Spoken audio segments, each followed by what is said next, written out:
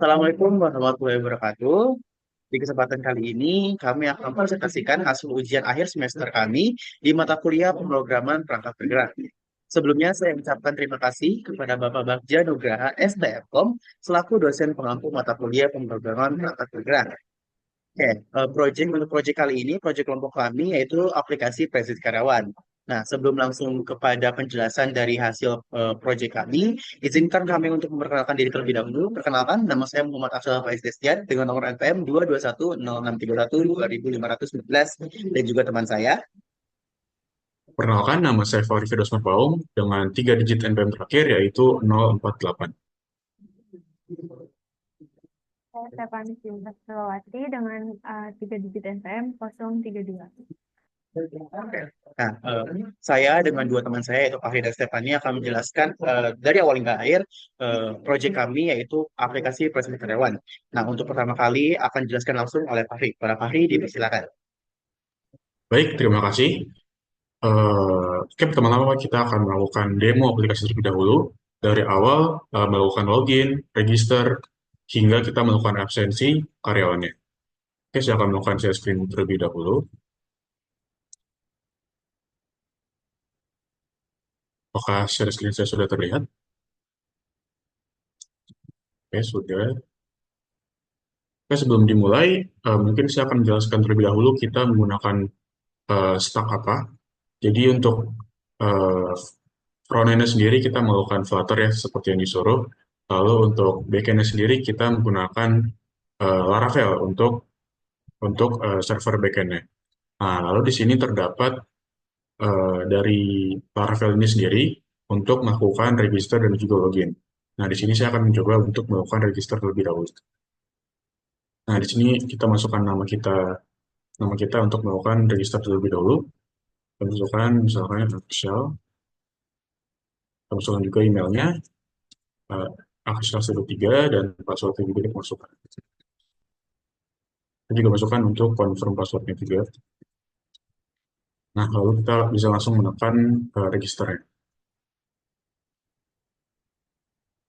Nah, setelah kita melakukan register, kita akan otomatis langsung masuk ke dalam homepage-nya tanpa kita perlu melakukan login. Nah, untuk memastikannya kita bisa melakukan login terlebih dahulu dengan kita melakukan login. Kita login terlebih dahulu, akshal123@gmail.com, lalu passwordnya.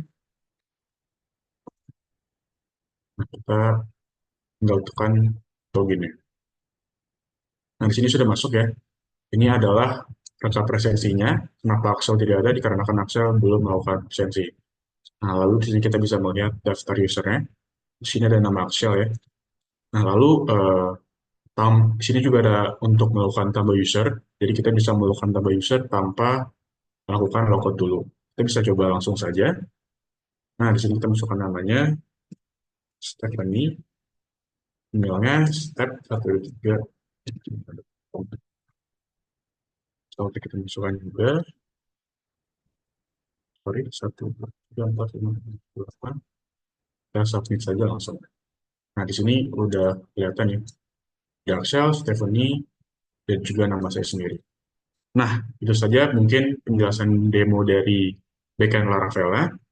Kita bisa langsung saja masuk ke dalam aplikasi Flutter ya untuk melakukan absensi. Saya ganti share screen terlebih dahulu. Nah, ini adalah tampilan dari Flutter ya. Kita sudah masuk ke dalam aplikasi Flutter. Nah, di sini kita bisa langsung memasukkan email dan password yang telah kita daftar atau register sebelumnya ya. Misalkan kita tulis shal123@gmail.com, passwordnya 1, 2, 3, 4, 5, 6, 7, 8. Nah, setelah selesai memasukkan email dan password, kita bisa langsung menekan tombol masuk. Kita tunggu. Nah, ini adalah tampilan dari homepage-nya. Nah, untuk melakukan presensi, kita bisa langsung menekan tombol plus yang ada di bawah ini. Nah, kalau ketika kita menekan tombol plus pertama kali, sistem ini akan langsung membaca untuk absensi masuk terlebih dahulu. Untuk melakukan absensi pulangnya, kita bisa menekan tombol plus ini setelah melakukan absensi masuk. Nah, kita coba aja untuk melakukan absensi masuk terlebih dahulu. Lalu saja. di sini kita tinggal menekan simpan presensi, kita tekan, setelah itu kita back. Nah, di sini sudah terlihat ya, bahwa kita itu telah menekan pada jam 9.44, 21.44. Nah, untuk melakukan rekening pulang, kita bisa menunggu hingga jam 9.45. Nah, di sini kita bisa lihat jamnya sudah menunjukkan pukul 9.45, lalu kita bisa langsung menekan tombol yang ada tombol plus di bawah sini. Kita tekan, lalu kita lakukan simpan presensi. Nah, langsung saja kita back. Nah, di sini sudah terlihat ya kita masuknya jam 21.44, lalu pulangnya jam 21.45 sesuai dengan jam real time secara real time itu. Jadi juga terlihat tanggalnya, harinya, dan juga tahunnya. Nah, mungkin itu saja untuk demo aplikasi absensi ini. Mungkin selanjutnya kita akan masuk ke dalam penjelasan codingan. Untuk teman-teman saya dipersilakan. Oke, terima kasih kepada Pak Ahli yang telah menjelaskan atau mendemokan langsung aplikasinya. Selanjutnya kita akan masuk kepada penjelasan coding. Dimulai dari saya terlebih dahulu. Di sini saya akan menjelaskan login dari login page. Nah, dalam login page ini adalah kode implementasi dari halaman login menggunakan Flutter yang menghubungkan aplikasi dengan API untuk proses autentikasi pengguna. Nah, di dalam kode ini terdapat beberapa komponen yang saya jelaskan lumayan rinci. Yang pertama di sini ada import. Nah, dalam import ini sini eh, ada 5 import. Nah, di import ini ada dart convert, lalu ada package Flutter, lalu ada presensi. Dan ini berguna untuk menghubungkan ataupun eh, untuk menggunakan widget-widget serta menghubungkan berbagai package yang akan dijalankan di login page ini. Lalu di sini ada stateful widget login page. Nah, di sini menggunakan stateful widget agar dapat mengubah status UI saat pengguna yang berinteraksi dengan aplikasi, misalnya setelah login berhasil. Nah, dalam state widget ini ada variabel dan juga controller. Nah, yang pertama ini ada underscore verbs. Ini untuk menyimpan instance dari shared preference untuk menyimpan dan mengambil data yang bersifat lokal seperti token dan juga nama pengguna. Lalu ada email controller dan juga password controller. Nah, ini berguna untuk mengontrol input dari pengguna eh, pada field email dan juga password. Nah, lalu di sini ada inisialisasi dalam init state. Nah, pada init state ini token dan nama pengguna diambil dari shared preference. Nah, jika token dan nama pengguna ini sudah disimpan, maka aplikasi akan langsung menuju halaman utama tanpa perlu login terlebih dahulu. Nah, lalu di sini ada fungsi dari cek token. Nah, fungsi ini tuh memeriksa apakah token dan nama pengguna sudah tersimpan. Jika sudah ada, aplikasi akan langsung mengarahkan ke homepage ataupun halaman utama. Oke, selanjutnya di sini ada fungsi login.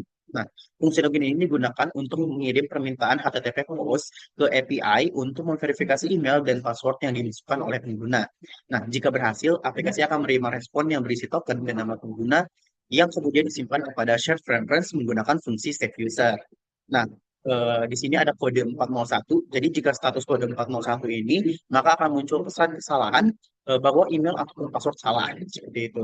Nah, di sini juga ada namanya save user. Nah, fungsi dari save user ini untuk menyimpan token dan juga nama pengguna ke dalam shared preference dan juga mengarahkan pengguna ke halaman homepage ataupun halaman utama setelah login itu berhasil. Nah, lalu ada widget UI. Nah, widget UI ini menggunakan bagian build method. Halaman login ini akan ditampilkan dengan 2 input, email dan juga password, serta tombol pada login. Nah, untuk email dan password ini menggunakan text field, serta untuk memulai proses login menggunakan elevated button, seperti itu. Lalu saya akan menjelaskan soal respon login page.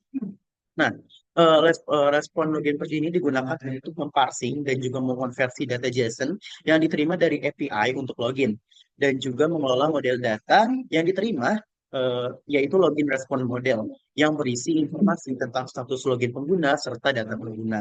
Nah, di sini yang pertama ini ada fungsi dari login respon model from JSON. Nah, fungsi ini tuh digunakan untuk mengonversi string JSON menjadi objek login respon model. Nah, fungsi ini mendekode string JSON serta memetakan data tersebut ke dalam objek login respon model. Lalu di sini ada login respon model to JSON. Nah, fungsi ini tuh digunakan untuk mengonversi objek login respon model kembali menjadi string JSON. Nah, lalu ada kelas login respon model. Nah, kelas login respon model ini merepresentasikan struktur data yang diterima dari API setelah pengguna melakukan login. Lalu ada constructor from JSON. Nah, constructor from JSON ini memiliki fungsi yaitu mengonversi map JSON menjadi objek login respon model. Selanjutnya yaitu ada metode to JSON. Nah, fungsi metode to JSON ini mengonversi objek login respon model kembali menjadi map yang bisa dikonversi kepada JSON itu sendiri. Nah, lalu ada kelas data. Nah, kelas ini tuh merepresentasikan data pengguna yang diterima setelah login, seperti ID, nama, email, serta token. Oke, lalu ada constructor from JSON. Nah, constructor ini tuh memiliki fungsi mengonversi map JSON menjadi objek data. Lalu ada metode to JSON. Nah, fungsi metode to JSON ini mengonversi objek data menjadi map yang bisa diserialisasikan kepada format JSON. Seperti itu.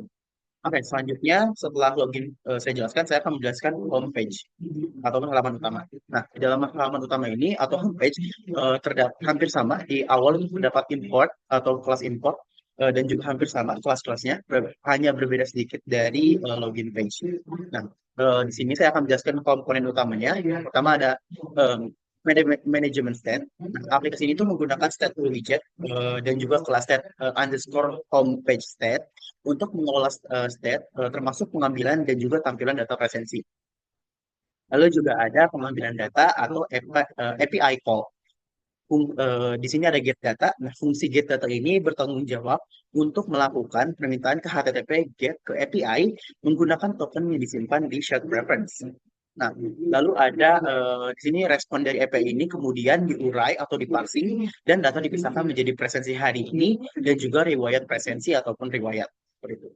Lalu di sini untuk menampilkan data, di sini ada widget Future Builder. Nah, ini tuh digunakan untuk menampilkan data secara asinkron. Lalu jika data sedang diambil ataupun connection state waiting, spinner pemuatan akan ditampilkan. Nah, jika terjadi kesalahan atau pengambilan data gagal, pesan kesalahan akan ditampilkan. Nah, untuk kode hari ini itu digunakan untuk menampilkan presensi hari ini dan juga menunjukkan jam masuk dan juga waktu pulang. Lalu juga ada riwayat yang digunakan untuk menampilkan daftar riwayat presensi di dalam list view. Lalu ada tombol aksi ataupun floating action button. Nah, tombol floating action button ini digunakan untuk menavigasi ke halaman simpan page yang mungkin digunakan untuk menambahkan atau memperbarui data dari presensi pengguna. Gitu. Lalu ada dari desain UI-nya sendiri. Nah, UI dari homepage ini menggunakan berbagai widget seperti text, column, row, dan juga card untuk menampilkan informasi. Serta untuk tata letaknya sendiri itu dengan padding yang sesuai, penataan teks, dan juga penyelesaian kolom ataupun bagian dari baris dengan sesuai. Oke, setelah home ini ada juga respon dari home. Jadi tidak hanya login yang memiliki file model responnya, home juga memiliki. Oke, nah home responnya ini digunakan untuk memparsing sama seperti login page tadi, digunakan untuk memparsing dan juga menyerasikan data JSON khususnya untuk model home response model yang mencakup objek seperti datum, lalu juga ada home response model. Untuk itu digunakan untuk memetakan respon JSON dan setiap objek datum itu memiliki entry individu yang seperti berbagai properti seperti ID, pengguna, latitude, longitude, serta juga timestamp. Nah, di sini ada fungsi dari home response model from JSON. Itu hampir sama, yaitu menerima input berupa string, yaitu JSON string. Lalu juga ada fungsi dari home response model to JSON. Di sini juga fungsi ini tuh menerima objek home response model dan mengonversinya kembali menjadi string JSON menggunakan JSON dot encode seperti itu. Lalu ada kelas home response model sama seperti di login page tadi.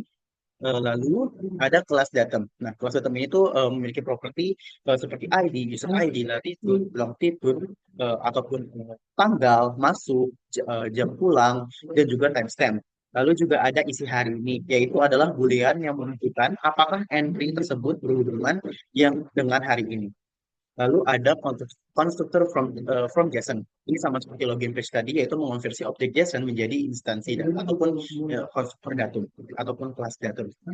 Lalu ada metode to JSON. Nah, metode to JSON menserialisasikan objek datum kembali ke dalam format JSON yang kompatibel dengan map.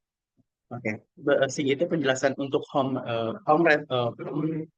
page dan juga login page. Ini juga ada main.dart. Nah, untuk main.dart sendiri ini adalah inti dari kode footer ataupun penggabungan ataupun penampungan dari halaman login, juga halaman homepage, dan juga halaman simpan page seperti itu. Nah, tujuan utama dari kode ini yaitu untuk menginisialisasikan dan juga menampilkan halaman login serta homepage pada aplikasi presensi karyawan ini. Oke, mungkin segitu saja penjelasan dari saya. Selanjutnya akan dijelaskan oleh Stephanie untuk simpan page. Kepada Stephanie, dipersilakan. Terima kasih atas kesempatan yang saya berikan. Selanjutnya di sini saya akan lanjutkan untuk coding pada simpan package. Nah, di sini yang pertama itu ada import statement. Di sini ada 6 import. Nah, di sini itu hampir sama dengan yang tadi dijelaskan di sebelumnya di bagian home dan login. Di sini juga memiliki fungsi atau tujuan digunakan ini adalah untuk mengubah data menjadi format JSON dan sebaliknya itu di import dan convert, dan juga di package Flutter Material Dart ini tuh untuk membangun antarmuka pengguna dengan widgets atau UI-nya. Dan di yang HTTP itu juga sama, itu juga dijelasin. Sebenarnya ini adalah untuk menyimpan dan mengambil data sederhana secara lokal pada perangkat. Nah, untuk di simpan package ini dijelasin di ada beberapa kelas. Yang pertama itu ada kelas simpan package. Nah, untuk di kelas simpan package ini berfungsi sebenarnya itu untuk adalah menampilkan halaman yang memungkinkan untuk para pengguna bisa menyimpan presensinya berdasarkan waktu-waktu mereka mengisinya itu di bagian home tadi.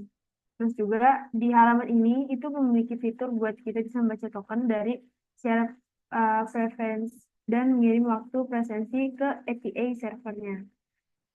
Terus di bagian kelas underscore simpan package 10 itu memiliki fungsi juga. Nah, di situ memiliki fungsi mengatur atau memasukkan dalam membaca token tadi, token dari share preference untuk mengambil waktunya juga dan mengambil datanya dari mengambil data ke servernya. Terus di kelas ini juga punya komponen-komponennya. Nah, di komponen-komponennya ini sebenarnya banyak dari footer, share preference, juga yang string token, underscore token, dan save presensi dalam kurung string time. Ini itu punya fungsi untuk mengirim data presensi dari server ke server melalui HTTP post. Terus juga parameter di save presensi ini itu menggunakan time atau waktu, karena waktu dalam presensi ini akan dikirimkan ke API-nya. Nah, terus fitur-fitur yang ada di dalam save presensi ini itu adalah menggunakan token yang tadi dijelasin oleh rekan saya Hafsya, dan juga mengirimkan data waktu dalam format JSON. Di sini juga dapat menampilkan hasil berhasil atau gagalnya presensi gitu dengan menggunakan scaffold message. Dan lanjut ke build. Nah, build itu berfungsi untuk menampilkan jam waktu saat diperbaruinya absensi. Kayak misalnya di sini juga tombol untuk menyimpan presensi tadi saat di demo itu juga di situ ada tulisan simpan presensi. Nah, itu juga ngaruh dari build ini, fungsinya ke situ. Dan untuk komponen pada widgets yang ada itu ada app bar ini untuk memunculkan judul presensi pada halaman di atas. Dan ada juga stream builder. Nah, untuk stream builder ini kita menggunakan stream itu ada untuk memperbarui waktu. Di setiap detiknya itu dia akan berubah gitu. Dan menampilkan waktu dengan format jam, menit, dan detik. Dan yang ketiga itu ada elephant button. Nah, untuk elephant button ini, tombol ini tuh ngaruh ke penyimpanannya tadi. Dan saat ditekan, itu akan memanggil fungsi dari tadi save presensi itu sendiri. Jadi akan otomatis menge-save waktu saat kita mengklik save presensi itu sendiri. Gitu. Jadi waktunya akan otomatis berubah sesuai dengan saat tombol itu diklik atau digunakan. Gitu. Lanjut ke save presensi responnya juga. Di save ini juga punya respon dan untuk fungsi-fungsi dari codingan yang ada di sini sebenarnya hampir sama di sini. Untuk yang pertama itu tentang save presensi respon model from JSON. Ini juga memiliki fungsi untuk mengubah data yang tadinya berupa string pada JSON itu kembali lagi ke objek Dart yang bertipe referensi respon model gitu. Dan untuk fungsi utamanya itu tadi udah aku jelasin, ada yang from JSON dan ada to JSON. Nah itu kalau misalnya tadi from JSON itu untuk mengubah objek pada save presence respon model itu ke metode from JSON. Dan kalau yang to JSON itu sebaliknya gitu, menerima objek dari save presence respon model dan mengubahnya kembali menjadi string JSON dalam metode to JSON. Untuk kelas yang ada di dalam sini itu ada save presence respon model itu ini merupakan model utama yang akan mencangkup segala respon yang ada di API itu secara keseluruhannya. Gitu. Di sini juga dijelasin ada sukses, data, dan message. Ini juga sama kayak penjelasan yang tadi ada di login dan di home. Terus juga ada kelas data. Kelas data ini juga masih sama dengan yang tadi udah dijelasin sebelumnya oleh rekan saya Aksial. Nggak ada yang beda di sini juga tetap sama, ada ID, user ID, longitude dan longitude, tanggal masuk pulang, create ad, update ad, update ad. Dan di sini metode yang digunakan juga masih sama kayak yang tadi dijelasin, itu ada from JSON dan to JSON. Untuk from JSON itu untuk mengkonversi JSON ke dalam objek data, dan kalau to JSON itu adalah untuk mengkonversi objek data kembali ke JSON gitu.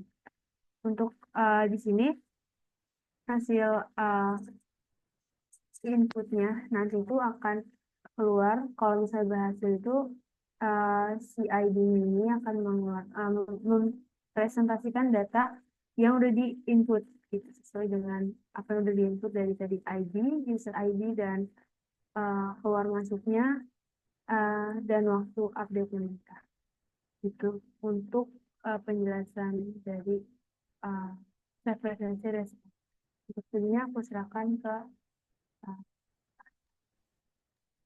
Oke, terima Oke, kasih selanjutnya, kepada silakan balik. kita masuk ke dalam backend-nya, penjelasan dari backend ini. Oke, di sini saya akan menjelaskan sistem dari autentikasi terlebih dahulu. Nah, di sini ada codingan dari loginnya. Di sini kita menggunakan form seperti biasa ya, dan menggunakan metode post. Lalu di sini ada label email address, lalu di sini juga ada input email dengan tipe email. Di sini juga ada form untuk label password dan juga di sini ada inputan dengan type password. Dan tentunya di dua ini akan muncul message error ketika error sesuai dengan message yang tertera. Di password juga sama, akan memunculkan message errornya gitu. Nah, lalu kita akan masuk ke dalam registernya. Nah, di register ini juga sama. Kita menggunakan form HTML seperti biasa dengan metode post. Lalu di sini juga terdapat label nama, ada input namanya juga. Lalu di sini juga ada label email, inputnya dengan type email juga. Lalu juga ada label password, tentunya dengan type password. Dan di sini juga ada password confirm dengan type password juga. Dan jangan lupa di sini juga terdapat tombol dari submitnya seperti itu. Dan tentunya di setiap label itu memiliki error gitu kalau misalkan dari user ini sendiri salah. Nah, untuk autentikasi seperti itu, lalu kita masuk ke dalam page-nya. Nah, di sini adalah homepage-nya. Nah, di sini ada akan memunculkan table yang berisikan nama, waktu, lalu untuk absensi masuk, absensi pulang, dan juga lokasinya yang berisikan latitude dan juga longitude. Nah, untuk data-data ini akan diambil dari table presensi yang berada pada database yang telah kita buat. Nah, lalu untuk masuk ke dalam page usernya, di sini akan menampilkan table nama dan juga email. Sama seperti tadi, untuk nama dan email tadi ini akan dipanggil melalui table users pada database yang telah kita buat. Nah, selanjutnya kita akan masuk ke dalam page yang tadi. eh, ini adalah page untuk membuat user baru tanpa melakukan logout. Nah, di sini juga sama seperti register pada autentikasi. Di sini terdapat form seperti biasa ya, dan tentunya dengan metode post. Di sini ada label nama dengan input tag-nya teks. Di sini juga ada label email dengan tag email. Lalu di sini juga terdapat label password dengan tag password. Dan jangan lupa di sini juga terdapat submit-nya gitu untuk melakukan buttonnya, untuk button submit. Nah, mungkin seperti itu aja penjelasan singkat dari backend atau server yang telah kita buat pada presensi ini. Saya kembalikan kepada moderator. Terima kasih. Oke, terima kasih untuk penjelasannya dari Fahri serta Stefani. Mungkin segitu saja hasil penjelasan dari proyek kami, yaitu aplikasi presensi karyawan. Kami mohon maaf jika dari penjelasan kami tadi ada kata maupun perbuatan kami yang memang kurang berkenan selama video ini dibuat. Kami undur diri. Wassalamualaikum warahmatullahi wabarakatuh.